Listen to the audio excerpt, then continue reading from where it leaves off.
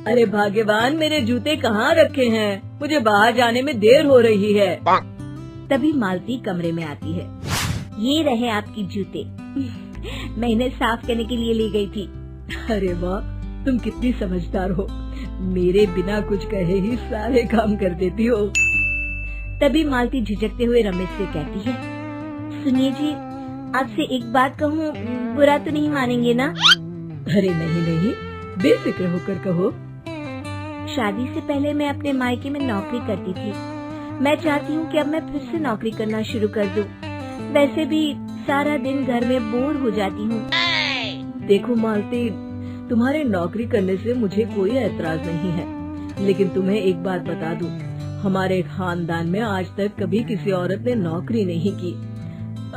फिर भी एक बार तुम माँ से पूछ कर देखो, अगर वो तुम्हें नौकरी करने की इजाजत दे देती है तो अच्छी बात है। रमेश वहाँ से चला जाता है।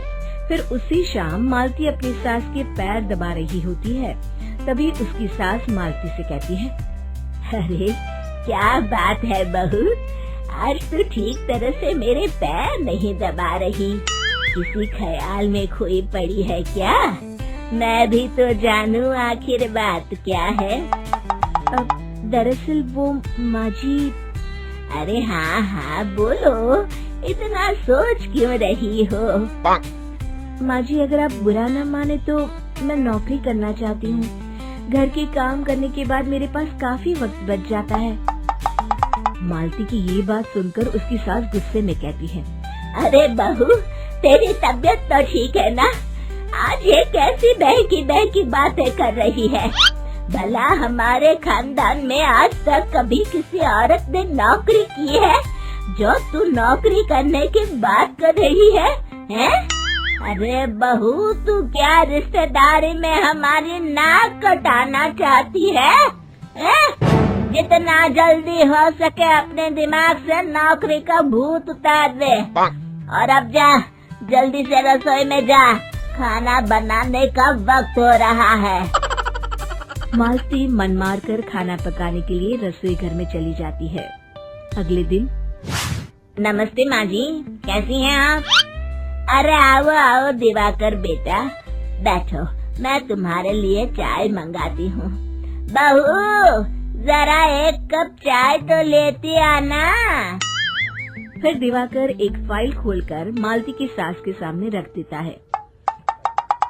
ये देखिए माँ जी, ये है पिछले महीने का हिसाब और ये रहे मुनाफे के रुपए। एक बार हिसाब देख लीजिए और इन कागजों पर अपने दस्तखत कर दीजिए। अरे दिवाकर बेटा, मैंने भला आज तक कभी तेरा हिसाब देखा है जो अब देखूंगी? ला बता, कहाँ दस्तखत करूं? तभी मालती चाय लेकर वहाँ आ जाती है और अपनी सास को बिना कागजातों को पढ़े इस तरह लापरवाही से दस्तखत करते हुए देखकर हैरान रह जाती है। अच्छा माँ जी, अब मैं चलता हूँ, फैक्ट्री में बहुत काम है। फिर दिवाकर वहाँ से चला जाता है। कुछ दिनों बाद मालती बाजार में कुछ सामान खरीद रही होती है। तभी एक बूढ़ा आदमी उसे आवाज देता है, अरे मालती बेटी, कैसी हो? मुझे पहचाना? मैं तुम्हारी कंपनी में मुनीम का काम करता हूँ। हाँ चाचा जी, मैं आपको बिल्कुल पहचानती हूँ। कहिए, कैसे हैं आप? मैं तो ठीक हूँ। कंपनी में कुछ भी ठीक नहीं चल रहा, यहाँ तक कि हमें ठीक वक्त पर तनख्वाह भी नहीं मिलती। ये आप क्या कह रहे हैं? अब क्या बताऊँ, आप लोग तो कभी हिसाब किताब देखने दफ्तर आते नहीं। मेरी मानो तो एक बार आप लोग दफ्तर आकर सारा हिसाब किताब देख लो, आपको असलियत पता चल जाएगी। अच्छा बेटी, अब मैं चलता हूँ, देर हो रही है। फिर वो बूढ़ा वहाँ से चला जाता है। वहीं दूसरी तरफ मालती घर पहुँचकर अपनी सास को सारी बात बताती है। तभी वहाँ रमेश भी आ जाता है, लेकिन मालती की सास मालती की किसी भी बात पर विश्वास नहीं करती। तभी रमेश कहता है, अरे माँ, बिना आग के कभी धुआं नहीं उठता।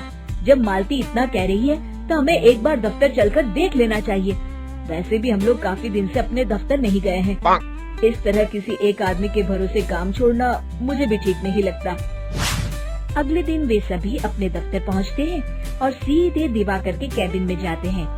अचानक सबको एक साथ देखकर दिवाकर चौंक जाता है। अरे माँ जी, आप सब लोग अचानक यहाँ कैसे आ गए? अगर कुछ काम था तो मुझे एक फोन कर दिया होता, मैं आपके घर आ जाता। तभी मालती की सास कहती है, अरे दिवाकर बेटा, आज मैं हिसाब देखने दफ्तर आई हूँ, जरा मुझे पिछले 6 महीनों का हिसाब दिखाना तो बेटा। दिवाकर घबराते हुए हिसाब की फाइल मालती की सास को देता है। मालती की सास फाइल लेकर मालती को देती है और कहती है, ले बहू, देख ले हिसाब। मालती फाइल को बड़े गौर से देखती है और अगले ही पल उसे सारी गड़बड़ी समझ में आ जाती है। वो अपनी सास से कहती है, माँ जी, मुनीम चाचा बिल्कुल सही कह रहे थे। हमारी कंपनी में पिछले 6 महीनों में जितना मुनाफा हुआ है, हमें उसका आधा पैसा भी नहीं मिला। यूँ समझ लीजिए कि 1 रुपये में सिर्फ चवन्नी ही हमारे हाथों में आई है। मालती की बातें सुनकर मालती की सास गुस्से से दिवाकर को पूछती है, क्यों दिवाकर, मेरी बहू जो कह रही है वो सच है? दिवाकर समझ जाता है आज उसका भांडा फूट चुका है। वो गिड़गिड़ाते हुए कहता है, मुझे माफ कर दीजिए माँ जी, मैं पैसों के लालच में अंधा हो गया था। अरे वाह दिवाकर, तू तो 1 नंबर का चोर निकला। इतने दिनों से मैं तुझ पर आंख बंद करके भरोसा करती रही और तू मुझे ही चुना लगाता रहा। अभी के अभी निकल यहाँ से और दोबारा अपनी शक्ल मत दिखाना। दिवाकर वहाँ से भाग जाता है। मालती की सास मालती को शाबाशी देते हुए कहती है, बहू, आज मैं समझ गई कि पढ़ाई लिखाई हमारी जिंदगी में कितनी जरूरी है।